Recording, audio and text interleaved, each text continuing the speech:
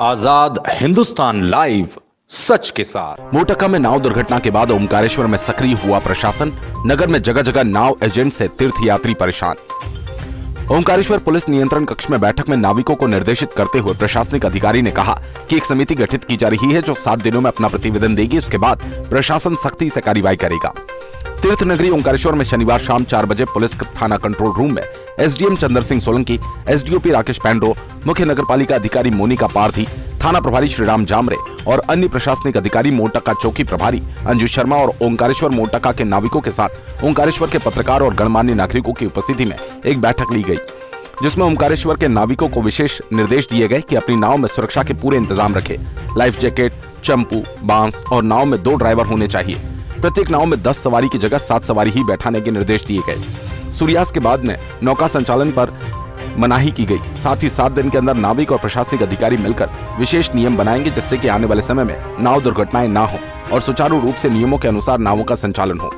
ओमकारेश्वर से ललित दुबे की रिपोर्ट। जो कल की घटना खेड़ी घाट के अंदर हुई है वो बड़ी दुखद घटना है। इस घटना से बड़ा हृदय आघात हुआ है और मेरे ओमकारेश्वर के अंदर हमारे जितने भी नाविक संघ जो हमारे भाई हैं उनके लिए हमने जो दिशा निर्देश, जो लाइसेंस के ऊपर जो निर्देश दिए हैं उसका कड़ी से पालन करें।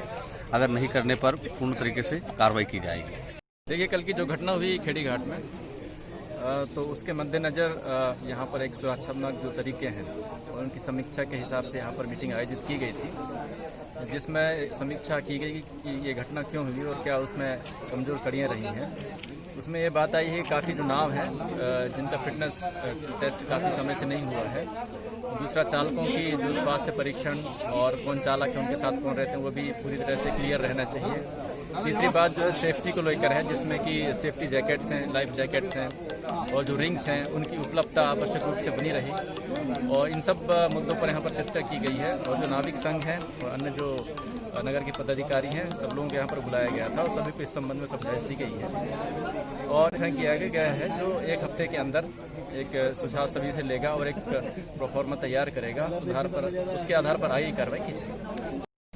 आज बैठक में यह निर्णय भी लिया गया है और पूर्व में भी शासन प्रशासन ने और नाविक संघ की एक मीटिंग में पूर्व में भी तय हुआ था कि एक 3 आदमी की कमेटी हो और एक तहसीलदार महोदय, एक सीएमओ साहब, नगर परिषद एवं थाना मानदाता टीआई साहब, इस प्रकार से, और एक चौथा नाविक संघ रहेगा।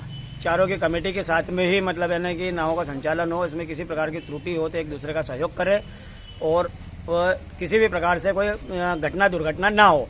तो इसी को देखते हुए नाविक संघ को भी अभी भी निर्देश यही दिए गए हैं कि अपनी नावों में अगर जिन नावों में लाइफ जैकेट नहीं है वो अपने पुनः विस्थापित करे। उसको हमने स्वीकार किया है कि बिना लाइफ जैकेट के कोई नाव का संचालन नहीं होगा, ताकि किसी भी गरीब की रोजी रोटी नहीं जाए और शासन प्रशासन को किसी प्रकार की परेशानी न हो एवं किसी भी यात्री के साथ दुर्घटना न हो।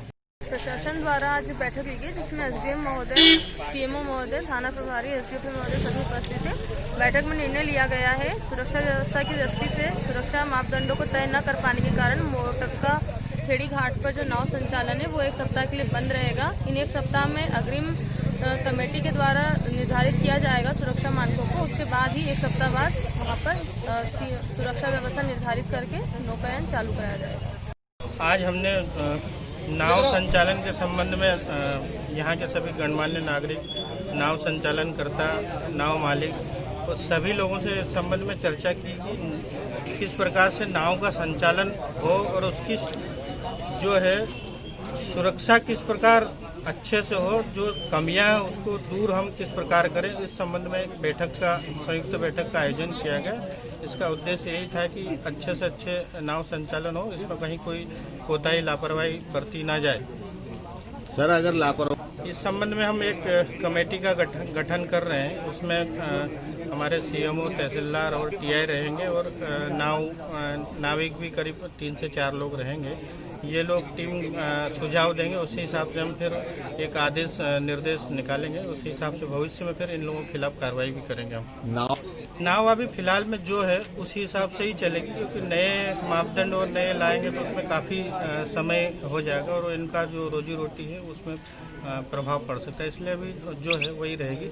और इसके मोटक्का की दुर्घटना के बाद आज कुछ विशेष निर्देश दिए ना के बाद हम लोगों ने वहाँ की जो नाव संचालन व्यवस्था ठीक नहीं है, इसलिए वहाँ पे हम लोगों ने 1 सप्ताह के लिए उस नाव संचालन को बंद करवाया। सर वहाँ का संचालन ठीक नहीं है, वो ग्राम पंचायत ठीक से उसका ध्यान नहीं दे पा रही है, इसलिए हम वहाँ का संचालन बंद कर रहे हैं।